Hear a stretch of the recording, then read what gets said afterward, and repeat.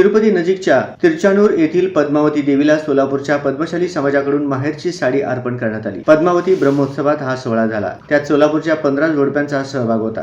पद्मशाली पद्मावती देवी ब्रह्मोत्सवम संस्थेच्या वतीनं त्याचे आयोजन करण्यात आले होते।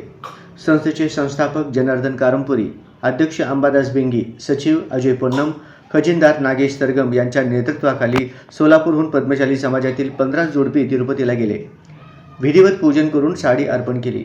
भगवान व्यंकटेश्वर यांच्या पत्नी पद्मावती देवी या पद्मशाली समाजाच्या कन्या आहेत, त्यामुळे तेथील ब्रह्मोत्सवात माहेरची साडी देण्याची परंपरा सोलापूरच्या पद्मशाली समाजाने सुरू केली। गेल्या 15 वर्षांपासून सोलापूरच्या समाज बांधवांना त्याचा मान मिळत असल्याची माहिती अध्यक्ष बिंगी यांनी दिली। या सोहळ्यात दत्तात्रय पोसा, बालाजी वडलाकोंडा, ब्रह्मोत्सवम संस्थेच्या महिला विभाग प्रमुख स्वाती चिटकेन, चंद्रशेखर सरगम आदींचा सहभाग होता। पद्मावती देवी या पद्मशाली कुळातल्या असल्याने ब्रह्मोत्सवात माहेरची साडी अर्पण करण्याची परंपरा आहे। माहेरची साडीला तेलुगू भाषेत पुट्टिंटी पट्टुचीरा असे म्हणतात। याबाबत माजी महापौर जनार्दन कारंपुरी यांनी माहिती दिली। कुटुंबातील सोहळा असा कार्यक्रम होतो। तिरचानूर येथील देवस्थानकडून त्याचे निमंत्रण येते, त्यानंतर सुंदर अशी साडी निवडण्यात येते।